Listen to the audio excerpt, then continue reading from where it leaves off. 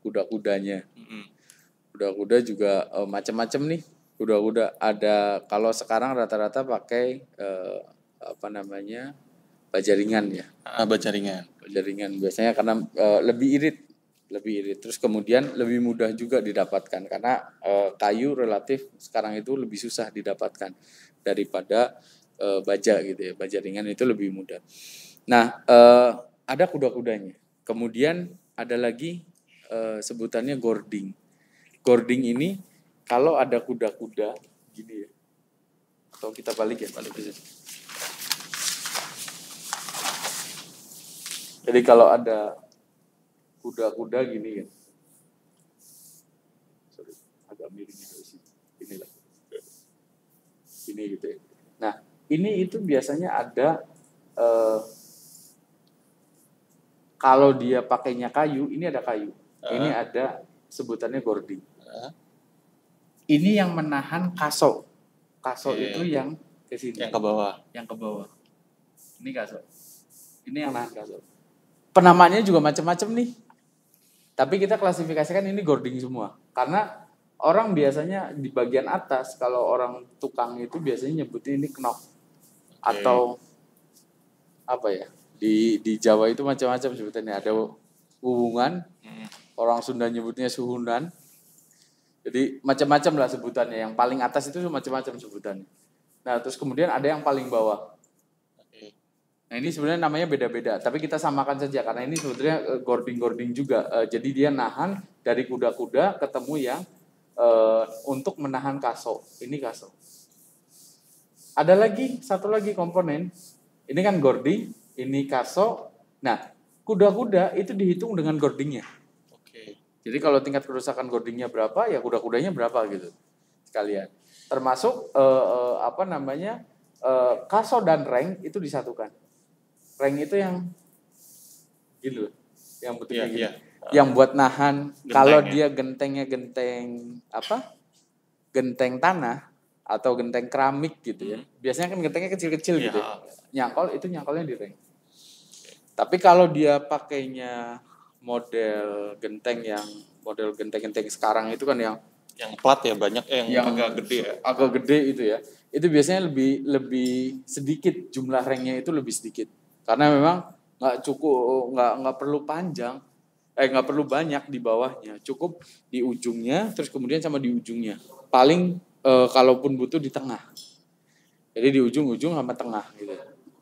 Kurang lebih seperti itu. Jadi tidak perlu sampai terlalu banyak biasanya, tidak terlalu boros lah di bagian atasnya atapnya.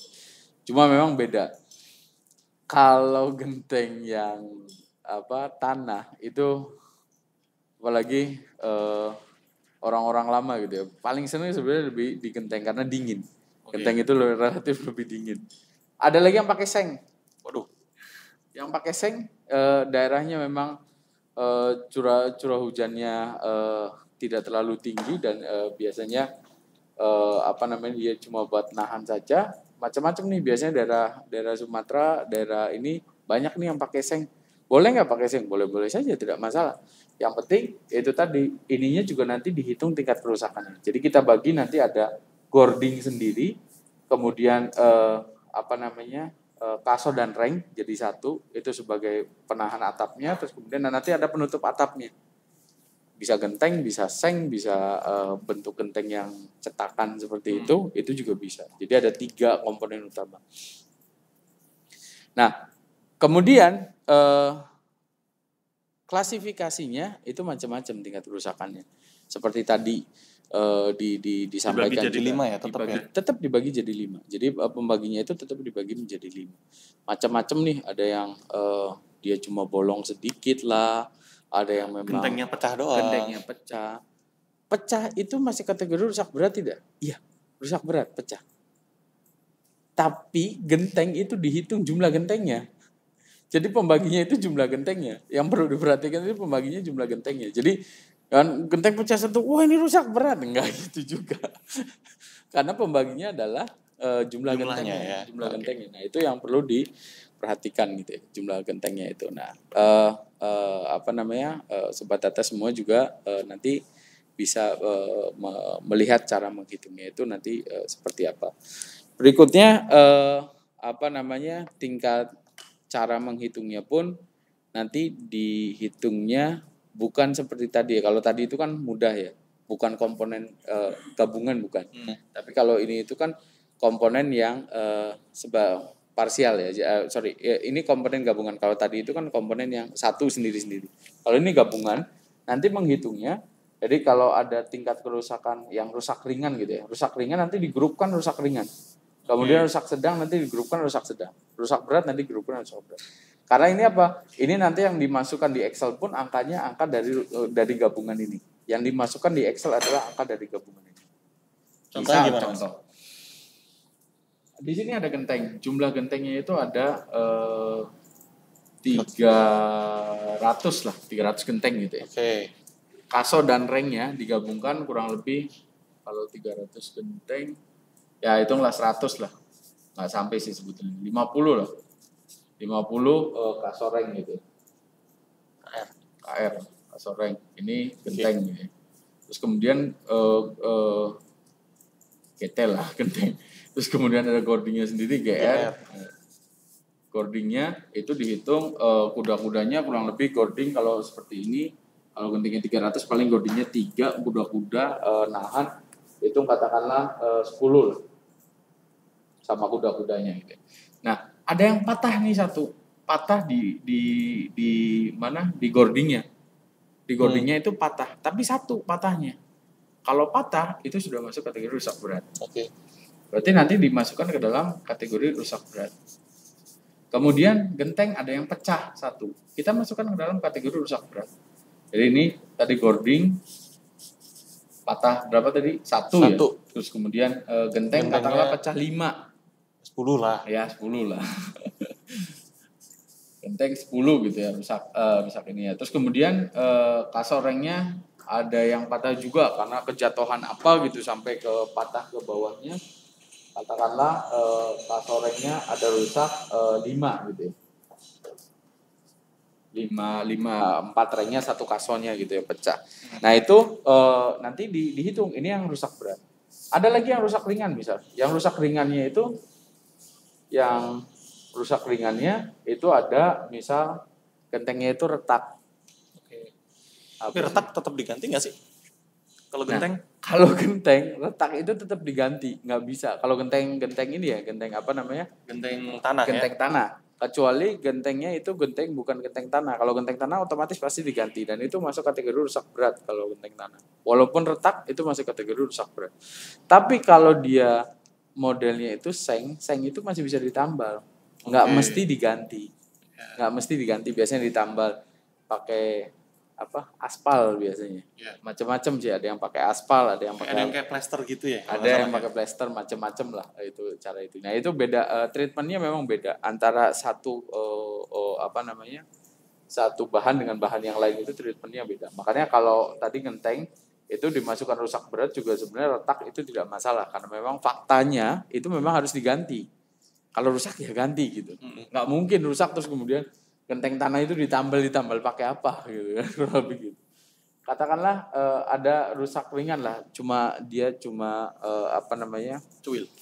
Bukan, warnanya berubah. Warna berubah ini faktornya macam-macam ya. Biasanya pada saat pembakarannya kurang pas lah atau apa. Nah, yang nanti dampaknya itu bisa sampai rusak berat, bisa pecah atau bisa turun ke bawah gitu. Nah, katakanlah yang rusak ringan di sini ada genteng cuma 2 gitu ya. Kemudian kasorengnya ada 1, kemudian gordingnya ada 1 juga.